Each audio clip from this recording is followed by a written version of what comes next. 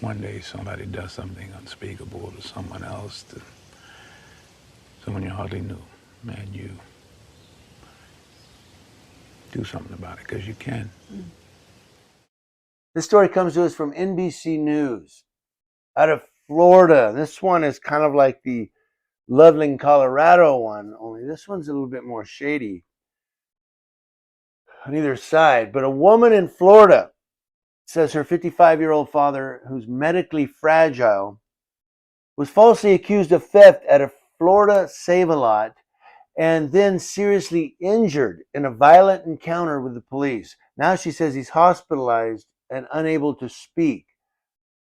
The incident occurred at about 8 p.m. at a Save-A-Lot in Lakeland, Florida, according to an arrest report and the daughter, Angelica Lee. She said that she was doing laundry at a laundromat near the Save-A-Lot when her father, Joseph Lee, began to cramp up in his arms and legs. He said he wanted to go get some bananas to help with the cramping because he thought maybe his potassium was low. That's what you do, you eat bananas. According to him, he went and got 4 bananas.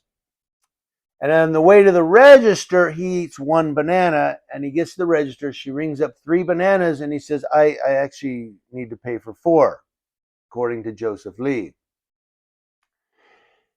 Now, the story from him is that a white employee, you're going to get upset, but you know what? It's in our face. Nothing I can do about it. But he said that it was a white female store employee that was following him through the store, accusing him of stealing a banana because he ate it in the store. He told the woman he didn't steal anything, that he was paying for 4 bananas. But according to him, she followed him outside and continued to accuse him of stealing. Angelica Lee said her father told her this, and when she noticed the commotion, she went up and confronted the woman. Now, Angelica Lee says, at first I was trying to ask her what happened, and she was like, people like you and him shouldn't come into the store if you don't have money to pay for things. People like you. What is she talking about? What do you mean, you people? Angelica goes on, my mom is white, my dad is black, so I'm mixed.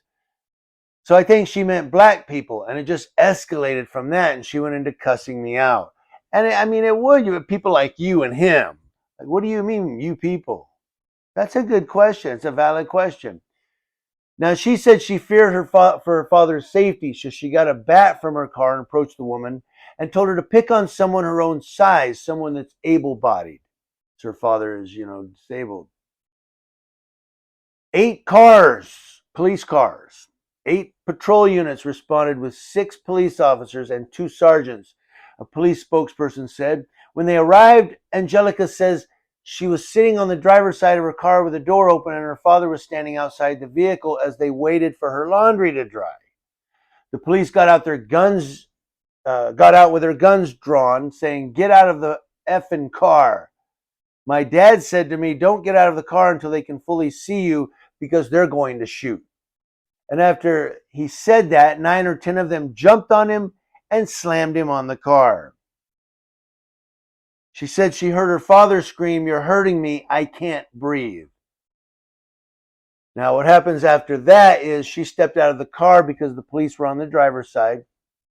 She said, "They told me to shut the F up, handcuffed me, and put me in the back of the car as they were driving me away. My dad was no longer on the sidewalk." They just drove her away. She said she could see him in the middle of the road and several officers were on him. And as they were driving away, the last thing I heard my dad screaming was, "Help, help, I can't breathe. You're hurting me."